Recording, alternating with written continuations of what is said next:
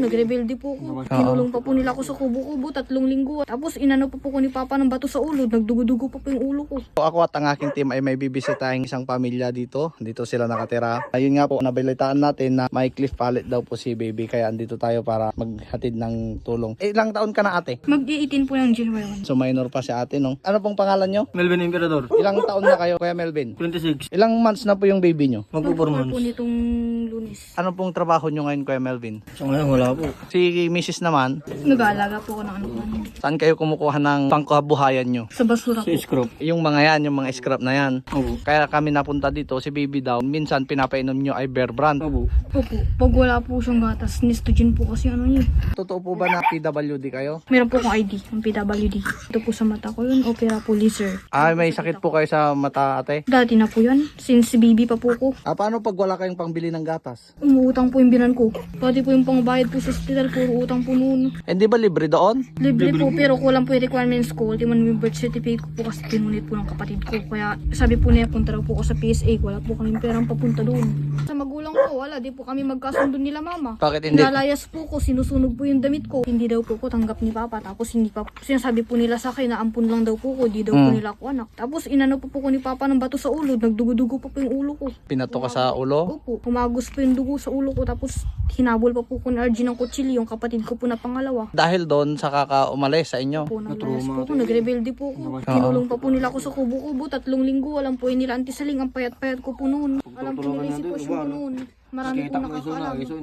Kinagawad ko po namin si Papa noon dahil lang po sa ginawa nila sa akin. Tubig lang po ininom ko 3 linggo. So hindi kayo kumain noon? Hindi po. Ang nagkulong po sa akin mismo ang auntie ko sa tilinda. Sabi po na mga Oo. ano sa akin, mga tao po sa akin, lalo na po yung mga kaibigan ko. Demanda mo na yung magulang mo, wala silang kwentang magulang, biro yung may na ginagawa sa'yo. Pinapalo ka sa ulo, sabi po nga sa akin, ultimo yung baston po ni Papa, pinapalo niya po sa akin sa ulo noon. Pinagpapalimos po niya kung ano nang tumangalan, nilalakad po namin yon. Hindi naging maganda yung trato kay ate, kaya lumaya siya. Ngayon ito naman si kuya, kinupkop si ate. Doon na nagumpisa yung love story nila. Ilang taon kayong nagsama bago kayo nakabuo ng baby? 16 years old po ko. Isang taon na kayo nagsasama, Siya no? po 25. Noong napangasawa ko po siya. Kahit nga sa amin, patabain daw po muna yung bata. Bago daw po operahan na. Tapos palakihin daw po medyo yung bibig nila. O-operan daw si baby sa may cliff pallet niya. Opo, schedule po niya 27, December 27. Pupunta naman kayo. Opo, Paano yung pera niyong pang pagastos sa opera niya? hindi rin po namin alam eh. Puro utang na nga po lahat eh. Since na hospital po kami, 2 na anak ko, utang po lahat ginagawa nila.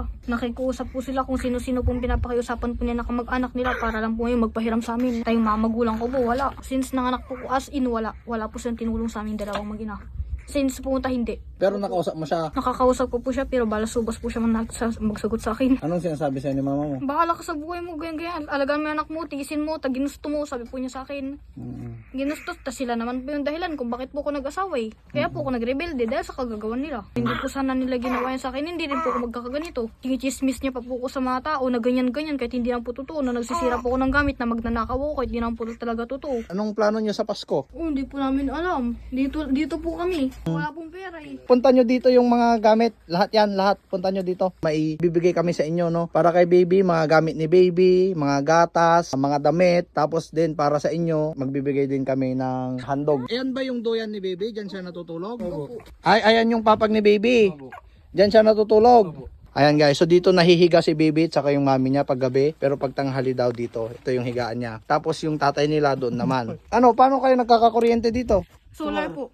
Solar lahat. Opo, wala pong kuryente. Walang kuryente dito? Dinaanan na lang namin yung mga damo-damo. Pero walang kuryente kasi malayo na to. Bibigay ko Nestogen kasi nabalitaan ko. Sabi nyo Nestogen, ito bibigyan ko kayo ng Nestogen. Isang gatas na ibibigay ko pa sa inyo ay itong Non-Infa Pro. Bibigyan ko kayo isang bag ng diaper. Ayan, medyo marami-rami na yan. Saka sabi nyo, 2 lang yung chupon ni baby nyo. Ayan, magbibigay ako ng 5 chupon. Mayroon tayong oil. Oil to ha, bago liguan. Detergent, gagamitin nyo yan para sa panlaban ng baby. Damit, kumot, sweater, lahat na. Yan, yan, ang dami yan. Marami bang damit yung baby nyo? Pulot pa po sa basurahan yung iba pang minsan. Bibigyan ko kayo ng mas maayos na higaan ni baby kasi dyan siya nahihiga oh. Kawawa naman si baby. Bibigyan ko kayo ng isang set. Kayong dalawa, kuha kayo ng pagkain nyo muna dyan, noodles. Kuha lang kayo. Okay na, sigurado ka?